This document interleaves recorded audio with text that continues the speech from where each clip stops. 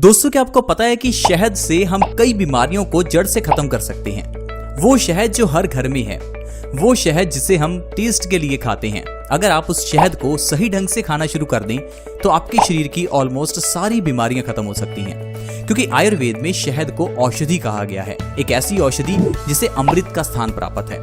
आपने कई बार अमृत नाम सुना होगा। अमृत एक ऐसी चीज होती है जिसे पीने या खाने से आप अमर हो जाते हैं, आप कभी मरते ही नहीं हैं। तो कुछ इसी तरह से ये शहद भी हमें अमर बनाता है। आजकल आप देखेंगे कि इंसान की एवरेज एज 70 से 75 है, लेकिन अगर आप शहद को सही ढंग से खाते हैं तो आप आसानी से लंबी उम्र जी सकते हैं, वो भी बिना बीमारियों के।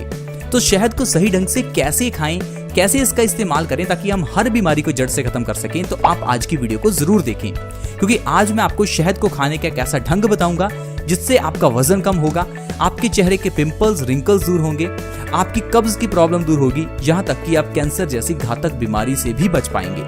तो आइए जानते हैं कि शहद को इस्तेमाल किस तरह से करें। लेकिन उससे पहले मैं आपको बता दूं दोस्तों कि शहद को कभी भी आपको गर्म नहीं करना होता। अगर आप शहद को गर्म करते हैं तो शहद के सारे पौष्टिक तत्व नष्ट हो जाते हैं। मैं ऐसा क्यों कह रहा हूं? क्योंकि कई लोग शहद का फायदा लेने के लिए इसे चाय या दूध में डालकर उबालते हैं। अगर आप दूध के अंदर शहद डालकर उबाल रहे हैं तो इससे शहद के अंदर के सारे गुण नष्ट हो जाते हैं। इसके अलावा शहद और देसी घी का इस्तेमाल इकट्ठा कभी ना करें। अगर आप कोई ऐसा खाना खा रहे हैं जिसमें आपने देसी घी का इस्तेमाल किया है तो शहद का इस्तेमाल उसके एकदम बाद ना करें, क्योंकि शहद और देसी घी की दुश्मनी है। इन दोनों को इकट्ठे इस्तेमाल करने से पेट में इन्फेक्शन की प्रॉब्लम हो सकती है। इसके अलावा एक अच्छी बात है कि शहद की कोई एक्सपायरी डेट नहीं होती। घर में अगर कोई भी चीज लाते हैं तो उसकी एक्सपायरी डेट होती है, लेकिन शहद एक ऐसी चीज है जिसे चाहे आप 100 साल 200 साल कितने भी साल रखें, ये कभी एक्सपायर नहीं होता। और शहद के बारे में कहते हैं कि ये जितना पुराना हो उतना ही अच्छा होता है। और शहद की सबसे अच्छी एक बात है कि शहद को आप आज ही पैदा हुए बच्चे को दे सकते हैं। शहद और गुड़ के अलावा ऐसी कोई चीज नहीं है जो छोटे बच्चे को दी जा सके।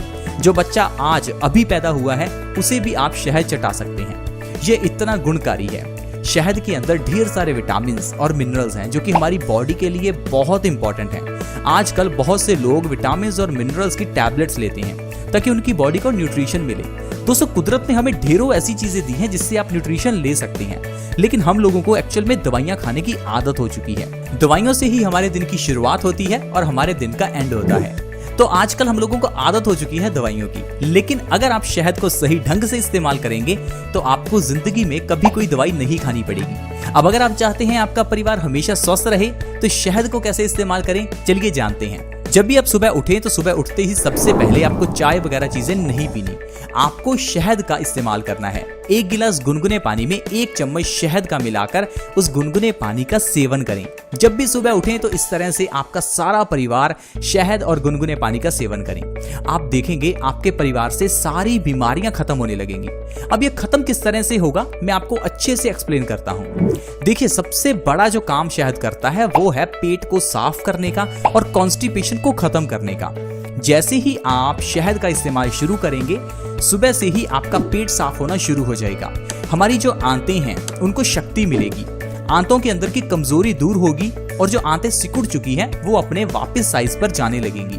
हमारे पेट में जो कब्ज की प्रॉब्लम है वो भी दूर होने लगेगी और आप देखेंगे आपका खून साफ होने लगेगा। दरअसल जब इंसान को कॉन्स्टिपेशन की प्रॉब्लम होती है तो इसी से सारी बीमारियां पैदा होती हैं। आयुर्वेद कहता है कि हमारा पेट सारी बीमारियों की जननी है, यानी सारी बीमारियों की माँ हमारा पेट ही है। पेट से सारी बीमारियां होती हैं। कहने का मतलब है जो आजकल की बीमारियां यानी कि कैंसर, डायबिटीज, कोलेस्ट्रॉल या जो भी बीमारियां हैं उनके पीछे की जड़ एक ही है और वो हमारा पेट है। हमारा पेट खराब होने से क्या होता है, जो भी हम खाते हैं वो अच्छे से नहीं पचता। नहीं पचने के कारण वो हमारे पेट में सड़ने लगता है। अब ये सड़ा हुआ खाना, फंगस लगा हुआ खाना हमारे खून में मिलता है, जिससे हमारा खून गंदा हो जाता है। और हमारा खून ही वो चीज है जो हमारी बॉडी को चलाता है। खून का सबसे इंपॉर्टेंट काम है ऑक्सीजन को बॉडी के सभी पार्ट्स में लेकर जाना और बॉडी को एनर्जी देना। लेकिन जब खून ही गंदा होगा तो खून की ऑक्सीजन को कैरी करने की क्षमता कम हो जाती है, जिस कारण से हमारी पूरी बॉडी में ब्लड का सर्कुलेशन और ऑक्सीजन का सर्कुलेशन कम हो जाता है और हमारा शरीर कमजोर होने लगता है। खून में गंदगी होने पर ये गंदगी को जब किडनी साफ करने की कोशिश करती है तो किडनी में टॉक्सिन्स जमा हो जाते हैं, जिसे हम किडनी स्टोन्स या किडनी की पथरी कहते हैं। तो पेट में प्रॉब्लम होने पर देखिए आपको किडनी स्टोन्स की प्रॉब्लम होगी। अब यही जो खून की गंदगी है ये हमारे चेहरे से जब निकलती है तो चेहरे पर पिंपल्स निकल आते हैं। तो देखिए चेहरे पर पिंपल्स कैसे निकले, हमारे पेट के खराब होने से। इसी तरह से ही ये खून की गंदगी हमारी स्किन को धीरे धीरे काला करती है, स्किन पर रिंकल्स पैदा करती है और दाग धब्बे भी पैदा करती है। यही जब खून की गंदगी हमारे दिमाग में जमती है तो हमारे दिमाग में वीकनेस आती है, जिसे हम मेमोरी लॉस कहते हैं। इसके अलावा यही गंदगी जब हमारी आर्टरीज में जम जाती है तो हम इसे कोलेस्ट्रॉल का बढ़ना कहते हैं, आर्टरीज की ब्लॉकेज कहते हैं। इससे इंसान को हार्ट अटैक भी आ सकता है। यानी कि आपका पेट खराब होने से खून गंदा होता है और खून गंदा होने से सारी बीमारियां लगती हैं। तो कुल मिलाकर जितनी भी बीमारियां हैं उनका जो कारण है, उनकी जो जननी है वो हमारा पेट है। लेकिन हम लोग इस बात को नहीं समझते। हम लोगों को जो डॉक्टर बताता है हमें वही सही लगता है। डॉक्टर हर एक बीमारी का इलाज अलग तरीके से करता है। किडनी स्टोन्स के केस में ऑपरेशन कर दिया जाता है। दोस्तों जब हमारी हड्डी टूटने पर अपने आप जुड़ सकती है तो क्या ये छोटी सी पथरी अपने आप नहीं निकल सकती? निकल सकती है, लेकिन डॉक्टरों को पैसा बनाना है। पैसा बनाने के लिए बीमारियों को नाम दिया जाता है। बीमारियों के लिए हमारे दिल में डर पैदा किया जाता है, हमारे दिमाग में डर पैदा किया जाता है ताकि हम लोग डर कर डॉक्टर के पास जाएं और बीमारियों के लिए बड़े बड़े ऑपरेशंस करवाएं। लेकिन दोस्तों इसकी कोई जरूरत नहीं है। आयुर्वेद के अकॉर्डिंगली हमारे शरीर में सिर्फ 3 दोष हैं, 3 बीमारियां हैं, वात, पित्त और कफ। जब ये तीनों में से कोई भी चीज इंबैलेंस होती है तो शरीर में कुछ लक्षण दिखते हैं जिन्हें हम बीमारियां कह देते हैं। लेकिन एक्चुअल में बीमारियां वो नहीं, वो सिर्फ एक लक्षण होते हैं। बीमारी तो सिर्फ पित्त का बढ़ना है, वात का बढ़ना है या कफ का बढ़ना है। एग्जाम्पल के लिए जैसे अगर आपको जुकाम हो जाता है तो आप कहेंगे ये बीमारी है कि आपको जुकाम हो गया, आप बीमार हो गए। लेकिन ऐसा नहीं है। बीमारी क्या है? आपका कफ बढ़ गया।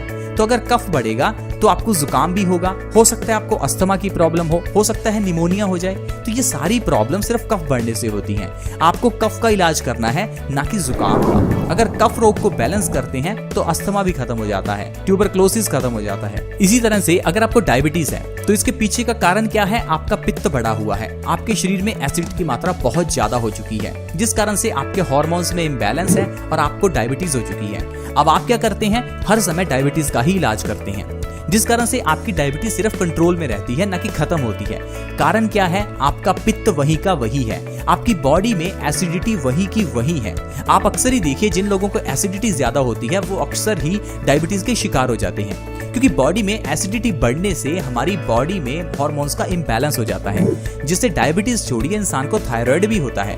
तो थायराइड हो या डायबिटीज हो, इनका कारण जो है वो हमारी बॉडी में पित्त का बढ़ना ही है। तो पित्त का इलाज करें, ना कि डायबिटीज का। अब पित्त का इलाज कैसे करें? एल्केलाइन डाइट लें। जो खाना आप खाते हैं वो एसिडिक है, जितना एसिडिक खाना खाएंगे उतना आपकी बॉडी में ये डायबिटीज वगैरह चीजें बढ़ेंगी। पित्त को शांत करने के लिए वैसी चीजें खाएं जो आपकी बॉडी में एसिड को कम करें। ज्यादा से ज्यादा पानी पिएं। आप देखेंगे आपकी डायबिटीज जैसी प्रॉब्लम्स अपने आप खत्म हो जाएंगी। तो दोस्तों इस तरह से जो आजकल बीमारियां हैं वो बना दी जाती हैं, हालांकि बीमारियां नहीं होती, ये सिर्फ लक्षण होते हैं। आई होप दोस्तों आप समझ चुके होंगे कि किस तरह से शहद के सेवन से हम अपने शरीर की सारी बीमारियों को खत्म कर सकते हैं। आप सिर्फ शहद का सेवन शुरू करें, आप देखेंगे आपको कोई बीमारी नहीं रहेगी, आपका पूरा परिवार स्वस्थ रहेगा। इसके अलावा आप अपने दिन के पूरे खाने का 50% हिस्सा कच्चा खाएं। हम हमेशा कहते हैं कि आप कच्चा खाना खाएं, क्योंकि कच्चा खाना खाने से बॉडी स्वस्थ रहती है। ऐसा हम क्यों कहते हैं? क्योंकि इंसान के अलावा इस धरती पर रहने वाला कोई भी जीव चीजों को पकाकर नहीं खाता। सिर्फ इंसान ही है जो चीजों को पकाकर खाता है, और इसी कारण से इंसान बीमार है। हर जीव वही खाता है जो प्रकृति से सीधा उसे मिलता है।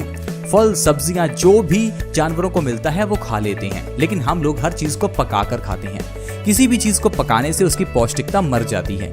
मैं आपको एक एग्जाम्पल के जरिए समझाता हूँ। आप कुछ गेहूं के दाने लीजिए, उन्हें गमले में बो दीजिए, पानी देते रहिए, कुछ दिन में पौधे मिल जाएंगे।